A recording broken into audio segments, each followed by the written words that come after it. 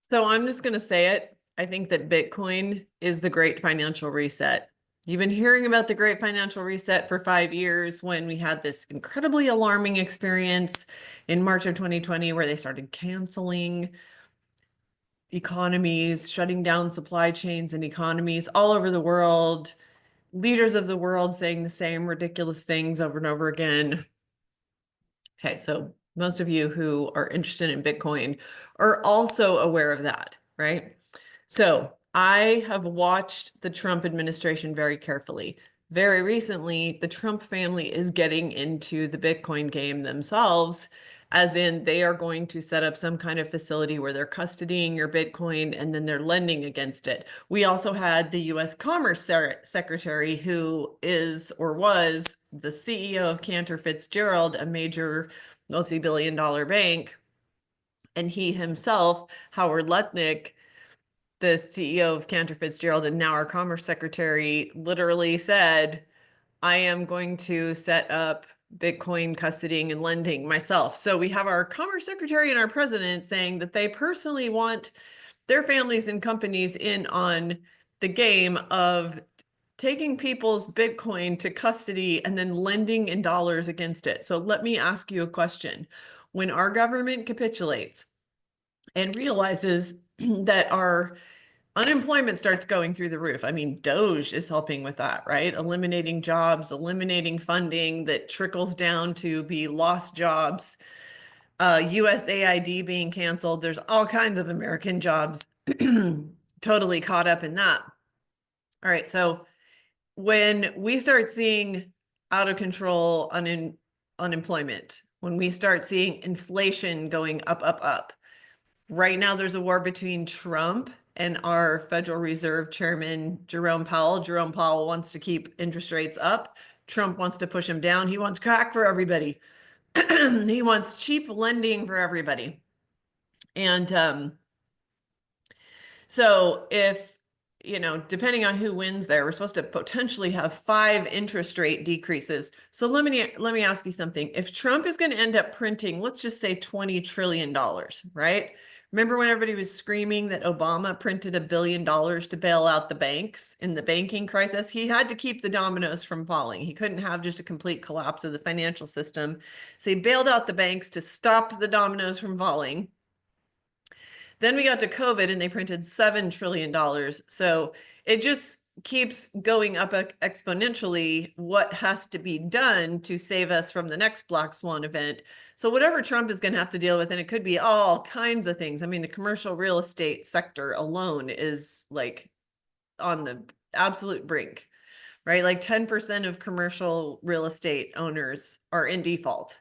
I mean, think about all the office buildings where everybody went to home to work and people didn't renew their leases. And people aren't out there shopping, they're just shopping online. Everybody will figure out how to do it online rather than go out and do it. They'll even pay extra rather than have to go out and, I mean, there's still the women who like to shop in malls, but there's not very many of them. I'm certainly not one of them. So, okay, here's my big question though. That was just teeing up this question. So if Trump starts another big money print because they capitulate and realize, oh my gosh, we got to save whatever catastrophe happens next. I mean, the Biden administration left them with, I don't know, they can't play whack-a-mole and just whack all the moles and keep the economy in line. Let's just say it's commercial real estate. Let's say they start printing money. Maybe they start printing money for all the small businesses that are on the brink of going under. We've had record bankruptcies. So Trump starts printing money, $20 trillion. I mean, why wouldn't he print dollars to buy Bitcoin? Why wouldn't he? We've spent 200 billion printed dollars to bail out Ukraine, 5,000 miles away so that they could lose a war against Russia. So, printing dollars to buy Bitcoin for a strategic Bitcoin reserve would not be the craziest things that we've printed money for. So anyway, my question is, if we start printing dollars, let's say $20 trillion, and buying Bitcoin, is that good or bad for the dollar? Okay, obvious answer. It's really bad for the dollar. if we print $20 trillion of them. Do you think Trump is so dumb that he doesn't see that money printing just keeps debasing the dollar, whereas Bitcoin has 21 million max, and when in 2040 the last Bitcoin is mined, we have no way of making more of them. That makes it is forced to be scarce. That's the whole point of Bitcoin. So my point is nobody has a vision big enough to see that Bitcoin is at the center of the great financial reset. Everybody's been theorizing for like 5 years, actually 10, 20 years. What's going to be this big, great financial reset? Lots of people have seen for years that you can't just keep printing more dollars without there eventually being a collapse of the dollar, especially if you look at the fact that fiat currencies throughout history have always collapsed. It's a matter of not if, but when. So anyway, I think Bitcoin has a bigger thesis than most people can even wrap their brain around. And part of the reason that I come to this conclusion is not because I'm the clickbaitiest person ever. I'm so not. And also I was slower to the party with Bitcoin than most people. I didn't immediately come out of the gate super shiny about it. I've been researching it at length, tens of hours a week for 5 years now. And it's only slowly that I've realized, mostly due to what has happened the last year, that the thesis here is bigger than most of us can even conceive of. If you would have told me a year ago that 11 banks would have Bitcoin ETFs, I would have had a hard time believing that. If you would have told me that a presidential administration would come in and just clean house overnight and get rid of Gary Gensler, who's been holding Bitcoin and cryptocurrency in general back, and that every single member of his administration would be pro-Bitcoin, I don't think I would have believed you. First of all, I would have had a hard time believing that Trump could win because I think he won in 2020. But then also, I would have had a hard time believing that he would change his mind from 2020 when he was still stuck in fuddy-duddy land and hadn't figured Bitcoin out again. But his sons, I think, have woken him up, all the way from his older sons who are in their 30s down to his son Barron, who was whatever, 18, 19, something like that. They're all super pro Bitcoin and super smart dudes. They do have his gifts, his IQ.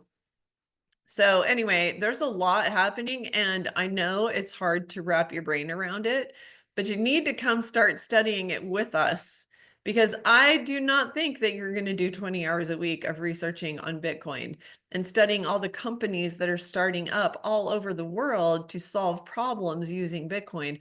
I don't think that anybody's going to do the research that I do, or very, very, very few of you. I've just sort of elbowed a bunch of other stuff out of the way so that I can spend a lot of time studying Bitcoin, because I think that it's the way out of losing my money in what it was in before, which is gold and mostly real estate. I saw the real estate bubble forming and saw real estate going through the roof. And in 2022, I was like, I hate to sell off my off ramp. It was my career off ramp where I would remain very affluent by holding lots of rental properties. People need a place to live. That all sounded very reasonable, right?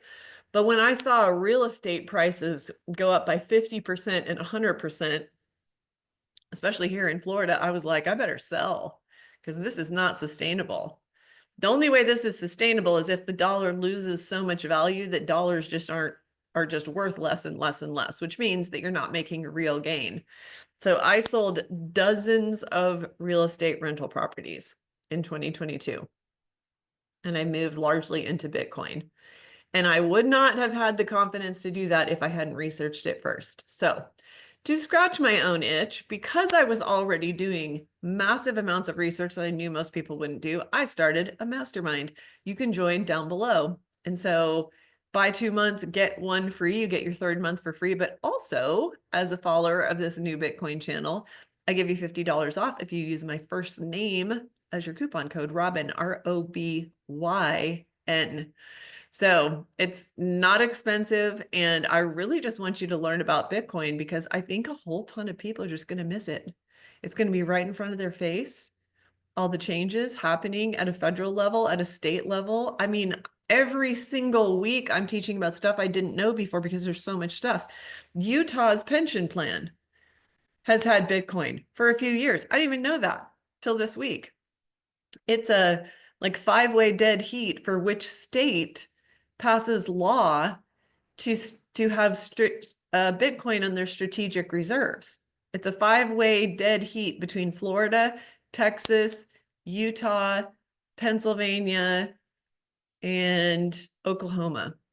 So I'm rooting for Texas, but I wouldn't mind seeing Utah win too, because that's where all my children live. That's where I raised them. But whoever does it, it's fine. They're all five going to get there. And then, you know what? The gamification of Bitcoin is on as other states see that 5 states are buying up Bitcoin for their strategic reserves and their Bitcoin is going up, up, up.